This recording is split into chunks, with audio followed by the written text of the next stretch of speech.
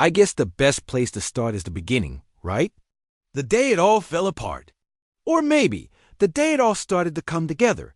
It's funny how those two things can be the same day. It was for my father's funeral. I flew back to Boston, and the city felt exactly the same as I'd left it. Cold, gray, and completely indifferent to the fact that my world had just ended. The family mansion, as everyone called it, wasn't a home. It was a monument to my father's success, all cold. Marble and towering ceilings that echoed with everything you didn't say. Walking through those doors again, it was like stepping back into a life I'd fought so hard to escape. A life of quiet dinners and heavy expectations. My brother Jason was the first person I saw. He was standing in the grand foyer, looking like he was born in his tailored suit. He'd always looked more at home there than I ever did. He saw me, and this smile spread across his face, but it didn't touch his eyes. They were cold, assessing. "Allison," he said, his voice smooth as polished stone. "The prodigal artist returns. Your little sabbatical finally over? Sabbatical." That's what he called the life I built for myself in Seattle, thousands of miles away. My studio, my friends, my small gallery showings. To him, it was just a little break from my real duty, which was, well, I was never quite sure what he thought my duty was. Probably just to stay out of his way. "It's good to see you too, Jason," I said, my voice tight. I could already feel the walls closing in. The air in that house was always thick, heavy, with unspoken resentments. He walked over, but he didn't hug me. He just sort of clasped my shoulder, a gesture that felt more like a claim than a comfort. "Tough times," he said, nodding sagely, like he was a king addressing a peasant. "Dad wouldn't have wanted you to grieve alone out there in—" "What is it?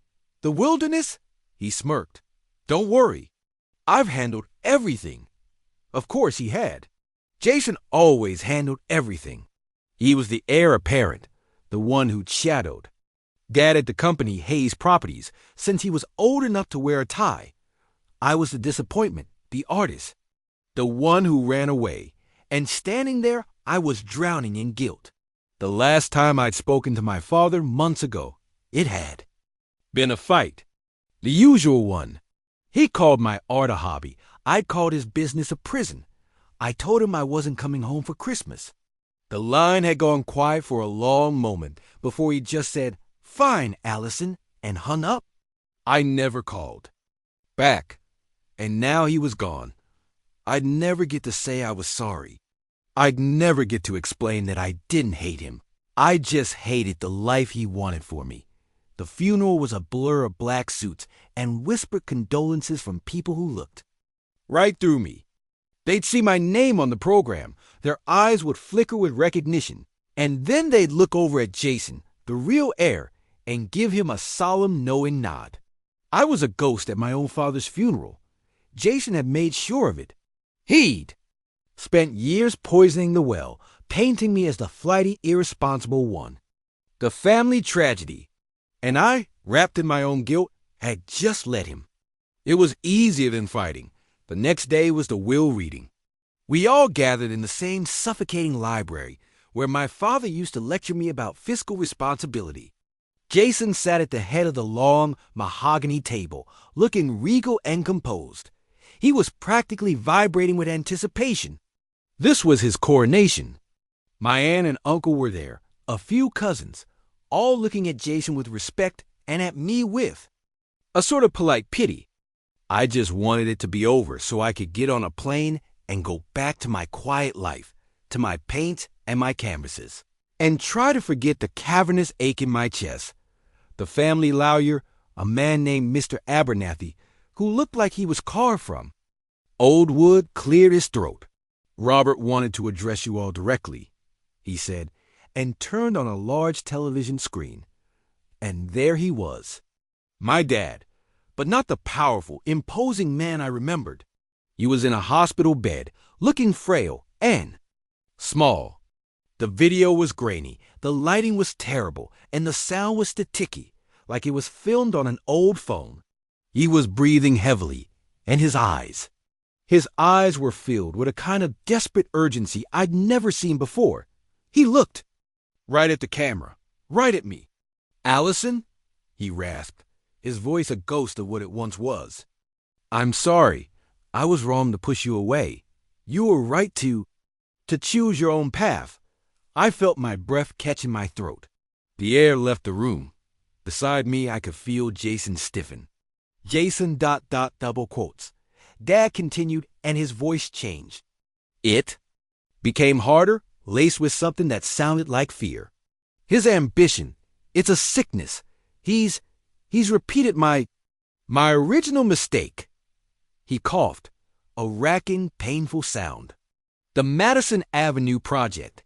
It's a lie. A complete lie. Don't trust the ledgers. You can't trust them. Check ledger. Ledger 4B. Find Kenneth Sullivan. He knows where it all started. His face contorted in pain or maybe panic. My fault, the foundation. Find Sullivan. The silence in the room was absolute. It was deafening. I just stared at the blank screen, his last words echoing in my head. A lie, Ledger 4B, Kenneth Sullivan. It made no sense. Jason was the first to speak. He laughed, a short, ugly sound. Well, that was dramatic. The morphine must have been doing a number on him. Poor Dad. He looked around the table, seeking agreement. Clearly, he wasn't in his right mind. But Mr. Abernathy didn't look at Jason. He looked at me. He opened a thick folder and cleared his throat again, his expression unreadable.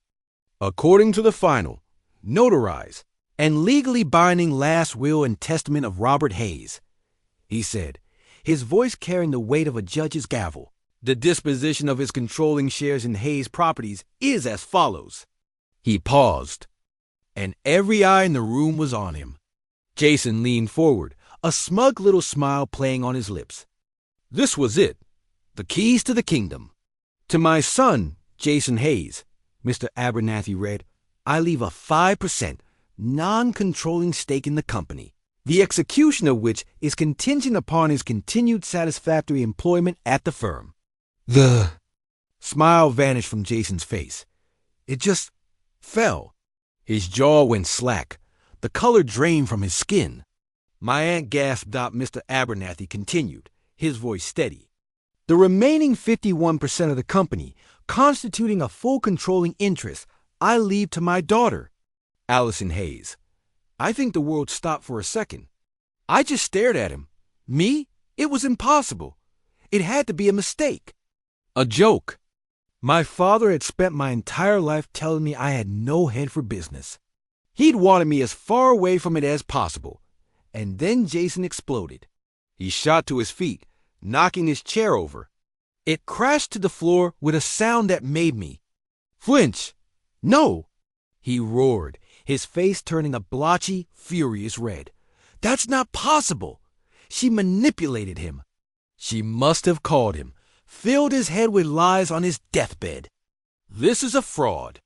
He pointed a shaking finger at me, his eyes wild with betrayal and rage. She abandoned him. She abandoned this family. And he gives her everything? It's a sick joke. The room erupted. My uncle was trying to calm Jason down. My aunt was crying. And I just sat there, frozen, 51%. Controlling interest. My father hadn't just apologized. He had handed me a bomb. The chaos of that room was just the beginning. The next morning, I did something I never ever thought I would do. I drove to the gleaming glass and steel skyscraper that housed Hayes Properties. I was the majority owner, the person in charge, and I had never felt more like an imposter in my life. The lobby was like a cathedral to commerce, all polished granite and hushed efficiency.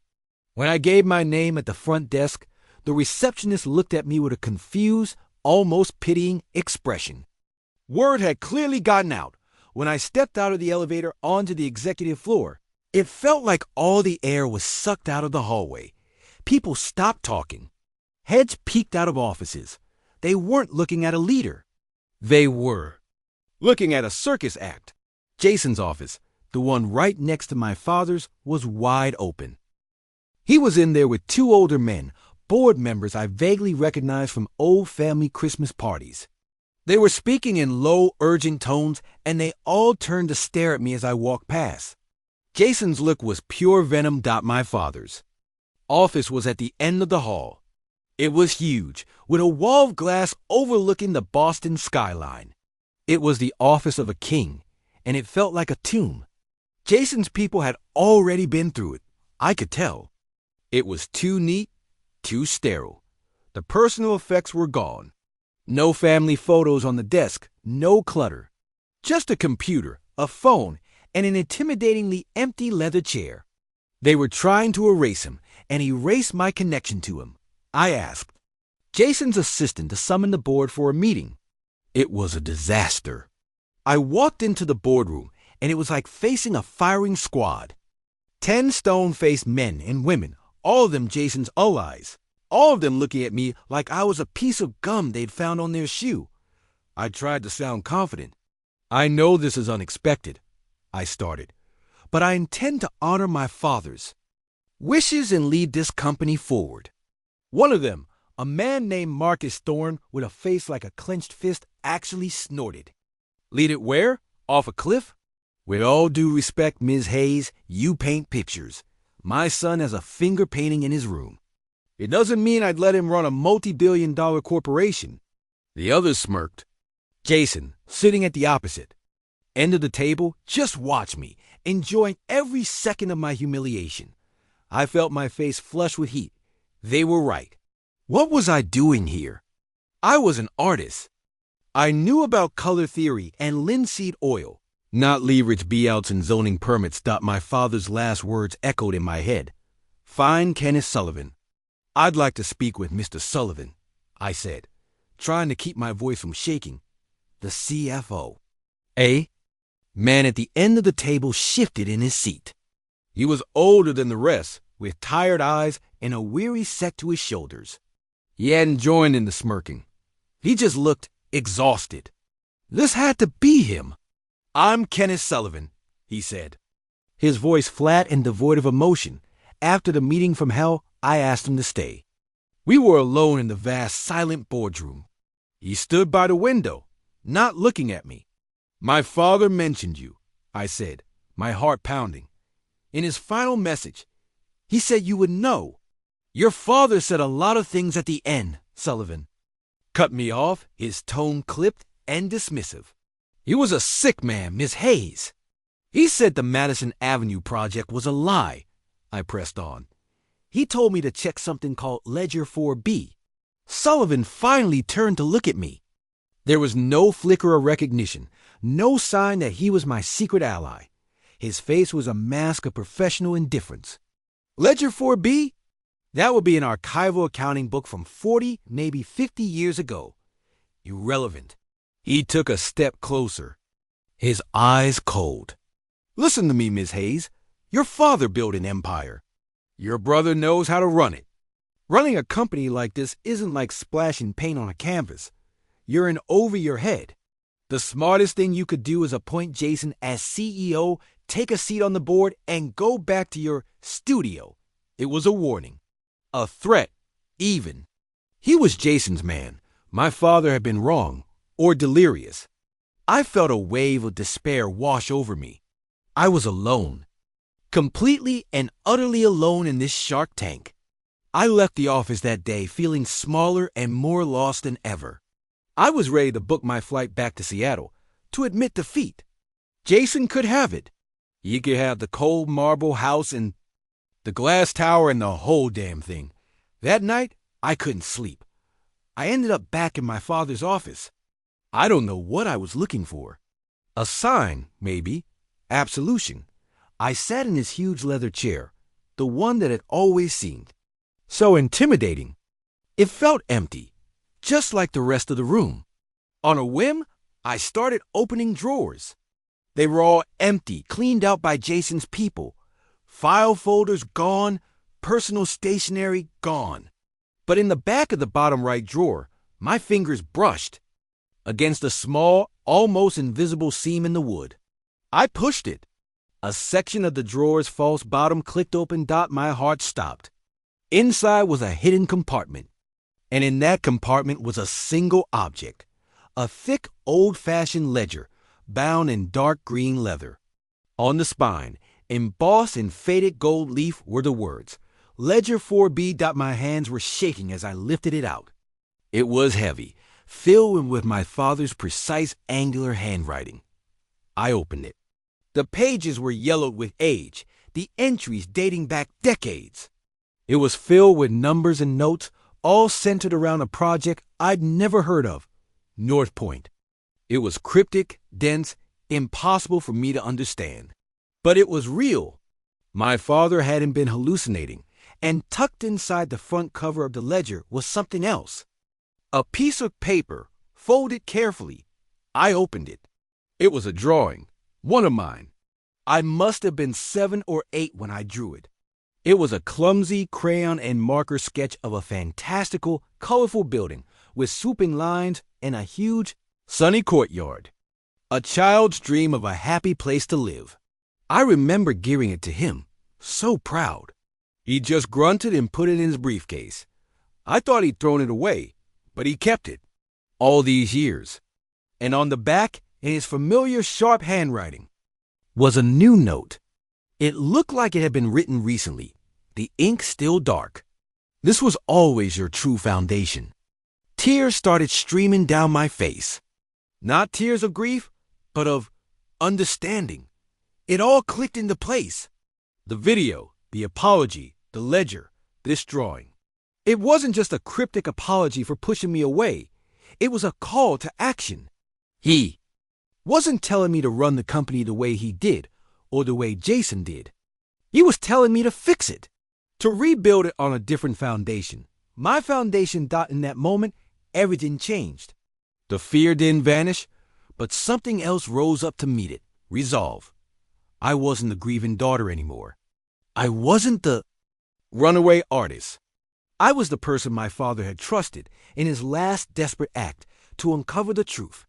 Jason wasn't just going to get a fight. He was going to get a war. I wasn't going back to Seattle. I was staying. The first thing I did the next morning was try to dig into the Madison Avenue project. It was the centerpiece of the company's current portfolio, a massive, state-of-the-art skyscraper that was supposed to be the new jewel in the Hayes Properties crown. But trying to get information was like running into a series of brick walls. Every time I requested a file, a budget report, a structural analysis, I was met with the same polite stonewalling. That file is currently under review by Mr. Jason's team. Access to the primary server is restricted for a security audit. We'll have that sent over to you, Ms. Hayes. But it never arrived. Jason's loyalists were everywhere. They were the gatekeepers. And he had locked every single gate. It was frustrating, infuriating. They treated me like a child playing dress-up in her father's clothes. I realized I couldn't fight them on their turf. I was an outsider, and they had the home field advantage. My father's words came back to me. Find Kenneth Sullivan. He had seemed like a dead end, a Jason loyalist through and through. But my dad had trusted him. There had to be a reason. I took Ledger 4B and went to his office. He was on the phone, looking stressed. He weighed me in impatiently and finished his call. Ms. Hayes, he said, without any warmth, I'm in the middle of closing the quarterly reports. Is this important? I placed a heavy ledger on his desk with a solid thud. I found it, I said simply. He looked down at the faded green leather. For just a second, a single fleeting instant, I saw something in his eyes. It wasn't surprise. It was recognition. And maybe fear? Then the mask slammed back down. He didn't touch it. As I told you, he said, his voice clipped, this is ancient history. Company archival data. It has no bearing on our current operations. My father seemed to think it did, I insisted, my voice firmer than I expected. He said it's where it all started. North Point. What was it? He sighed, a long, weary sound, like a man who had been carrying a heavy weight for too long. He looked. From the ledger to me, his eyes appraising me as if he were trying to solve a puzzle. North Point was the company's first major development, long before my time even. A residential complex. It almost bankrupted your grandfather. What happened? Ancient history, he repeated, his voice firm. He was shutting me down again, but then he did something strange. He gestured vaguely toward the window. If you're so interested in company history, Ms. Hayes, you shouldn't be looking in our files. Everything here has been digitized, sanitized for the modern age. The real history, the messy stuff, that's buried in paper. In places like the city archives. Public record, if you know where to look. And then he turned back to his computer. A clear dismissal. Now, if you'll excuse me. I walk out of his office feeling confused. He had pushed me away, but he had also given me a key. Go to the city archives. Don't look here. It wasn't a warm invitation, but it was a breadcrumb. A test, maybe? He wasn't going to help me, but perhaps he was willing to watch me help myself. Before I could even make it to the archives, Jason launched his first real counterattack. I woke up to a flurry of texts from my one sympathetic cousin. Allie, have you seen this? Attached was a link to a financial blog, one of those influential ones that all the Wall Street types read. The headline was brutal. Chaos at Hayes Properties. Grieving artist at helm sends investors running. The article was a masterpiece of character assassination. It was filled with anonymous quotes from concerned board members and long-time employees. They painted me as emotionally unstable, a grief-stricken amateur completely unqualified to manage a lemonade stand, let alone a multi-billion-dollar real estate empire. It mentioned my bohemian lifestyle in Seattle, subtly implying I was a flake, a hippie who didn't understand the value of a dollar. The entire narrative was designed to create panic, to make me look like a liability, and it worked. By the time the stock market opened, Hayes Properties stock was already dipping. Jason called an emergency board meeting that afternoon. He walked in looking solemn and concerned, the very picture of a dutiful son trying to save his father's legacy from his crazy sister. Look at this, he said, slapping a printout of the article on the table. The market is reacting. Our investors are spooked. We're losing value by the hour. He looked at me, his eyes full of fake sympathy. Allison, I know you're grieving, but this is not a game. You're putting everything Dad built at risk. Marcus Thorne, the board member who had insulted me before, chimed in immediately. He's right. This is a disaster. We need to issue a statement, reassure the shareholders. We need to show them that there's a steady hand on the tiller. His eyes flicked to Jason. The message was clear. I felt trapped. They were using my father's death, my own grief, as a weapon against me. They were twisting my identity into a caricature to prove I was incompetent. I tried to defend myself, to talk about my plans, but my voice was drowned out in a sea of feigned concern and barely veiled contempt. They didn't want a leader. They wanted a scapegoat. The meeting ended with a clear threat. If the stock didn't stabilize, they would have no choice but to take action to protect the company. A vote to remove me. Jason had fired his first shot, and it had hit its mark. I left the office that day feeling bruised and beaten, but also angry, furious. They thought they could scare me away with a bad press clipping? They had no idea who they were dealing with. Not anymore. I didn't go home. I went straight to the Boston City Archives. The archives were the complete opposite of the Hayes Properties Tower. It was a dusty, quiet place that smelled of old paper and forgotten stories. After hours of wrestling with an ancient microfiche machine that kept trying to eat the film, I found it. A thick file labeled North Point Development Project, 1972. The documents inside told a grim story. Hayes Properties, then a much smaller company run by my grandfather, but with my father as a young, ambitious partner, had been building a huge apartment complex. It was their first big swing, and they almost struck out. There were inspection reports detailing structural issues, stop work orders, and letters from angry suppliers who hadn't been paid. Then, a whole section on a partial collapse of a parking garage during construction. It had been hushed up, but the paperwork was there. Memos flew back and forth, filled with panic. The company was on the verge of ruin, and then suddenly everything just stopped. The stop work orders were lifted. A new building inspector signed off on everything, and there was a record of a quiet, out-of-court settlement with the family of a worker who had been injured. It was all very neat. Too neat. There was a missing piece. How did they pull the company back from the brink? I spent 2 days digging, cross-referencing names, dates, anything. And then I found it. A separate, misfiled zoning variance request. From the same period. It was approved by a mid-level city official. The variance was minor, but its approval was crucial to finishing the project on time. I looked up the official's name.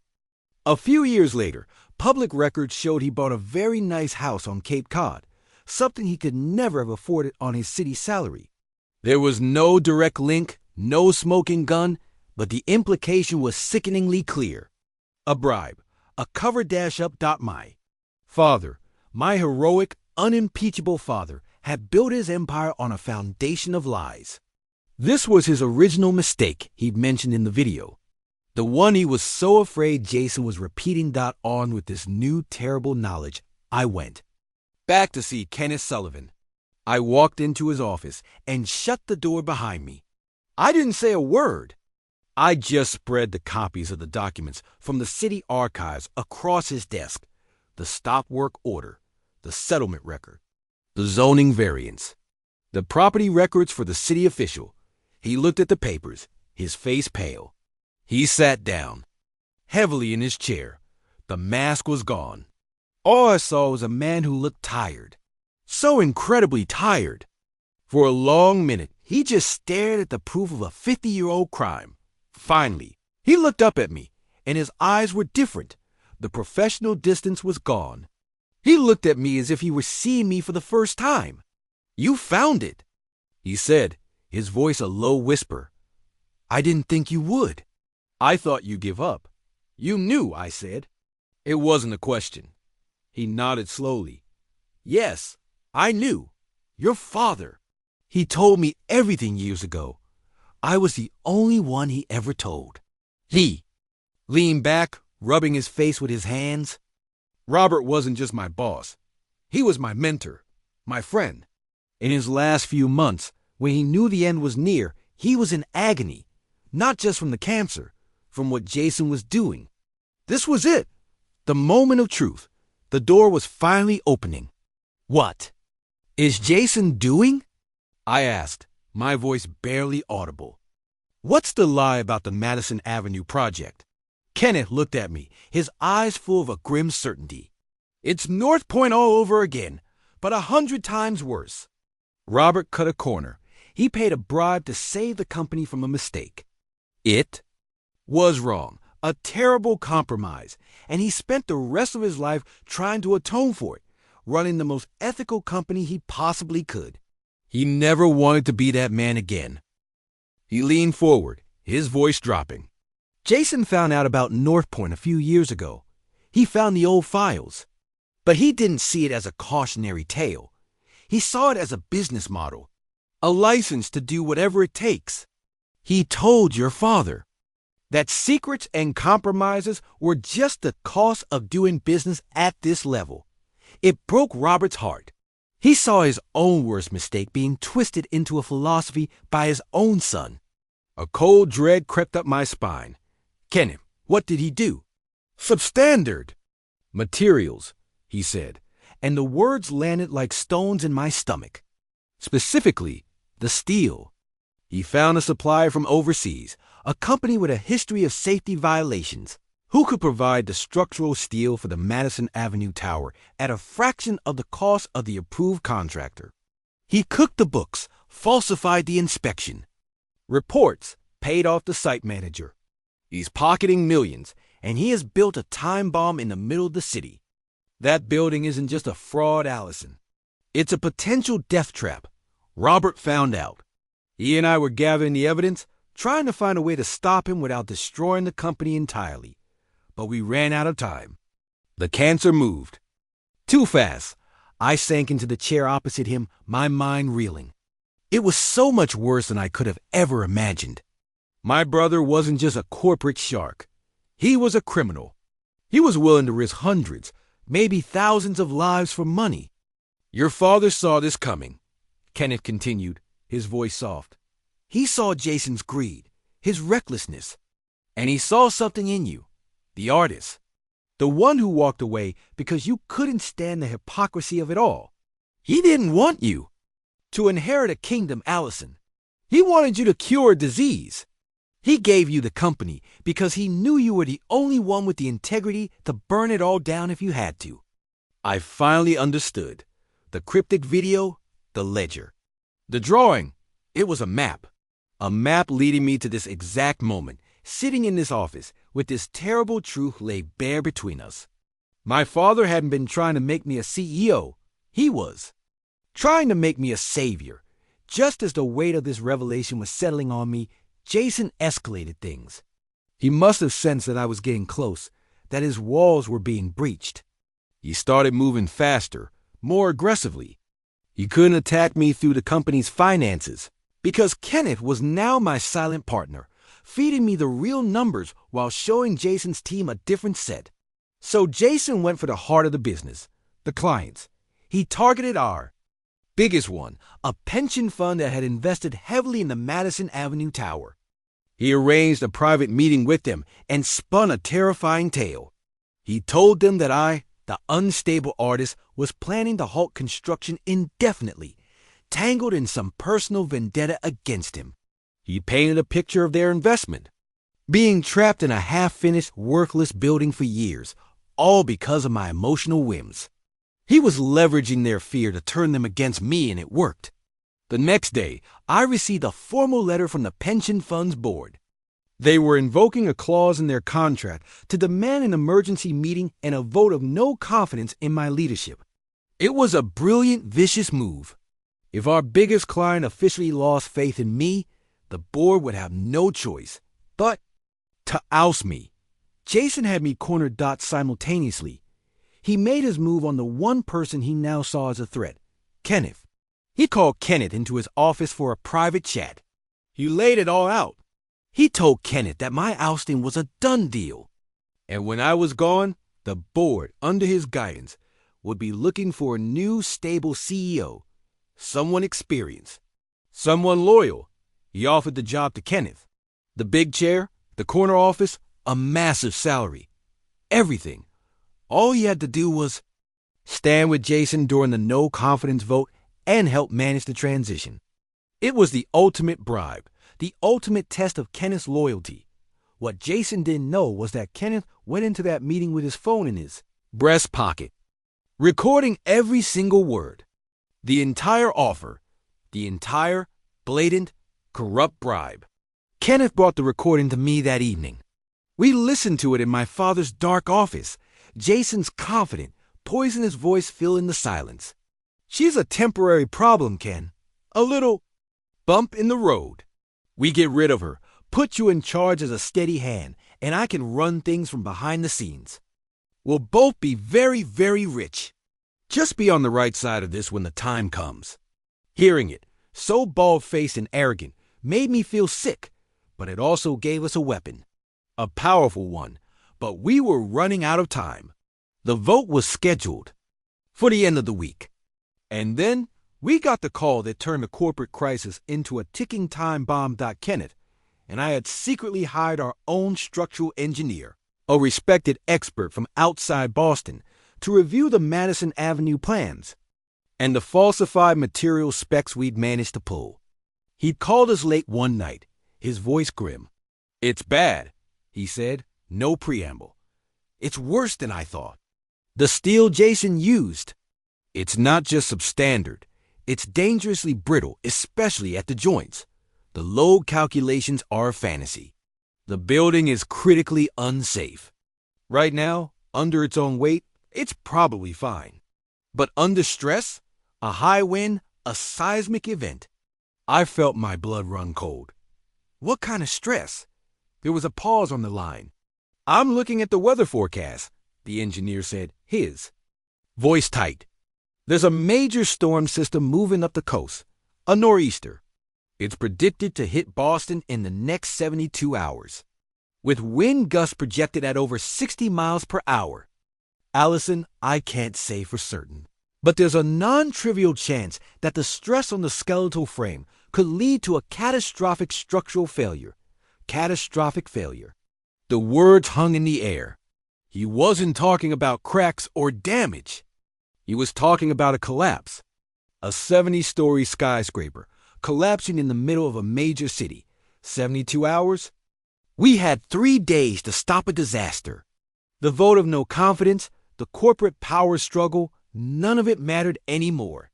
This was about lives. The emergency board meeting, the one Jason had engineered to be his coronation, was suddenly our deadline. We had to expose him, and we had to do it before that storm hit. The siege was over. The final battle was about to begin. The day of the board meeting was gray and blustery, a perfect preview of the coming storm. Jason was striding around the executive floor like a conquering hero, accepting handshakes and solemn nods from his allies. He thought it was over. He thought he had won. He probably had a victory speech all prepared. He had no idea what was coming. I wasn't in the boardroom. Kenneth wasn't either. As the board members started to file in, looking confused by our absence, I was 2 blocks away, standing at the base of the monstrous, half-finished Madison Avenue Tower. The wind was whipping around the corners of the buildings, making the plastic sheeting on the construction site flap and snap like gunshots. It was cold, and I could smell the rain in the air. I wasn't alone. I had spent the entire morning on the phone. Standing with me were 2 senior inspectors from the city's Department of Buildings, a camera crew from a local news station that a trusted contact of Kenneth had arranged, and our structural engineer who had flown in overnight. His face grim and his briefcase full of reports. My phone buzzed. It was Kenneth. He's getting impatient. They're calling you. Tell him I have a scheduling conflict, I said, my voice steady despite the frantic beating of my heart. Tell him if he wants to talk to me, he needs to come down to the Madison Avenue site. Now, there was a pause. He's not going to like that, Kenneth said. I know, I replied. Tell him to bring the board. Tell them the future of the company is being decided right here. I hung up. The city inspectors were looking at me, skeptical. The news crew was getting restless. This was it. The point of no return. I had bypassed the boardroom, the arena where Jason was strongest, and I had brought the fight out into the open, to the scene of the crime. 15 minutes later, a fleet of black cars pulled up.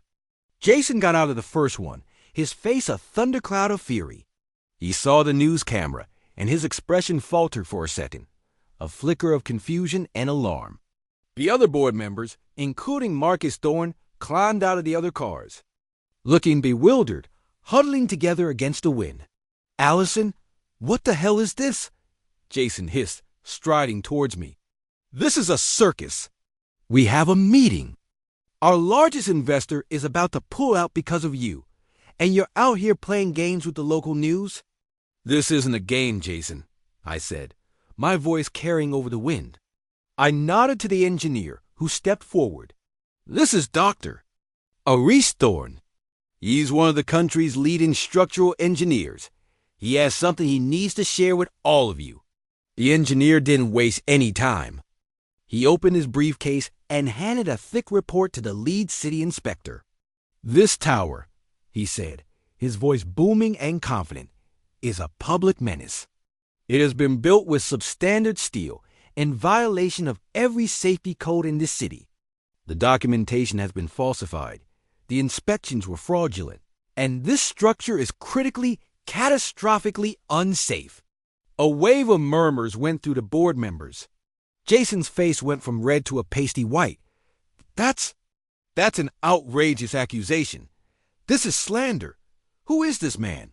He's the man I hired when you blocked me from seeing the real reports.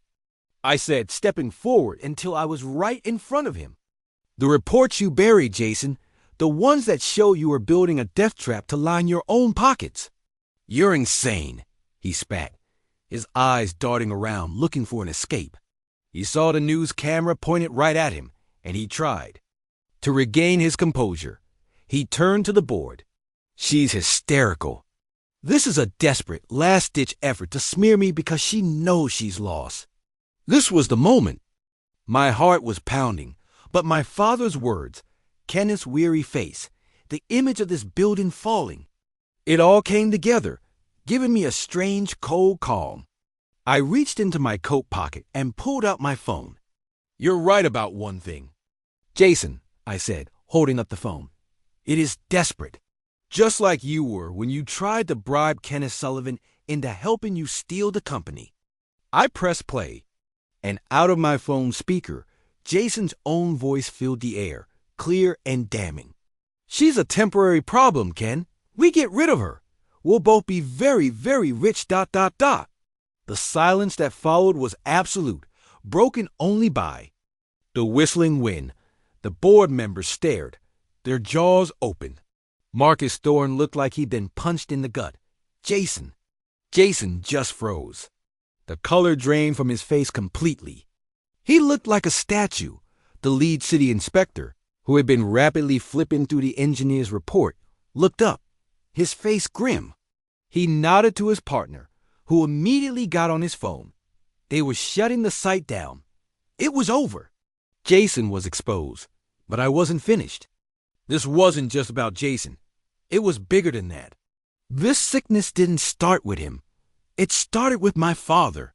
And if I was going to cure the disease, I had to expose the original infection. I turned to the news camera.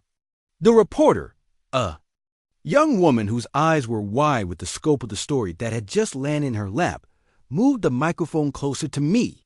My brother's actions are inexcusable, I said, my voice shaking slightly, but clear and strong. He is a criminal, and he will face the consequences for what he's done. I took a deep breath, but he learned this lesson somewhere.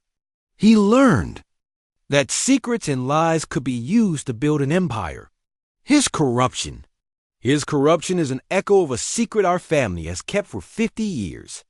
I saw Kenneth watching me from the edge of the crowd, his eyes filled with a kind of fearful pride. He knew what I was about to do. I was about to detonate the entire legacy. 50 years ago, I said, my voice ringing out in the cold air. Hayes Properties was a small company on the verge of bankruptcy. During the construction of our first major project, the North Point complex, there was a disaster, a cover-up. A city official was bribed to make it all go away. That bribe, that lie, was the real foundation of this company. And the man who made that deal was my father, Robert Hayes. A collective gasp went through the group. I was not just exposing my brother. I was desecrating the memory of the sainted patriarch. I was telling the world that the entire Hayes empire was built on sand. My father spent his life regretting that decision, I continued, tears welling in my eyes, but I didn't let them fall. He spent his life trying to be a better man. My brother found out about that secret and saw it not as a warning, but as a playbook. That ends today, right now.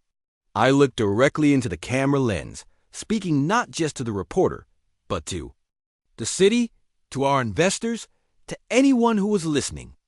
Effective immediately, Hayes Properties will bear the full and complete cost of safely dismantling this tower and rebuilding it, correctly and safely, from the ground up. Furthermore, we will be establishing a fund to investigate and rectify any and all lingering structural or financial issues for the residents of the North Point complex. We are done with secrets. We are done with lies. From this day forward, our only business is the truth. Jason, who had been paralyzed, finally broke. He turned and tried to push his way through the crowd, to get back to his car, to flee. But it was too late. 2 uniformed police officers, called by the city inspectors, were already there. They stepped forward and intercepted him. I watched numb as they put my brother in handcuffs.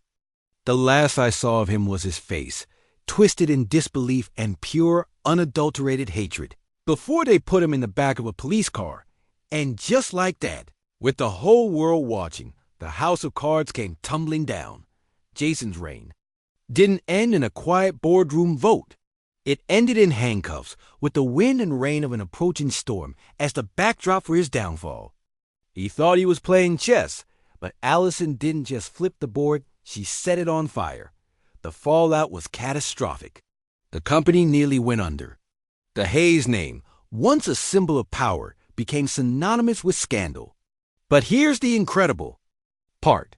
By telling the whole ugly truth, not just about Jason's crimes, but about her own father's original sin, Allison did something no one expected. She gave the company a chance at redemption. It rose from the ashes smaller, leaner, and poorer, but for the first time in 50 years, it was honest.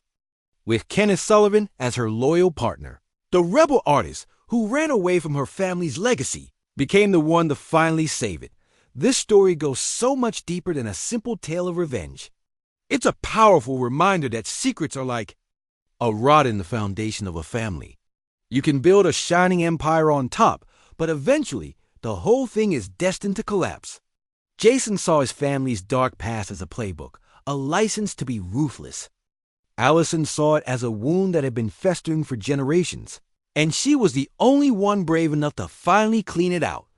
No matter how painful it's got, it really makes you think about what a legacy truly is. Is it the towering buildings and the billion-dollar bank accounts? Or is it the integrity you build it with? In the end, Allison had to tear down her family's public legacy to truly honor her father's last wish. And that brings me to all of you.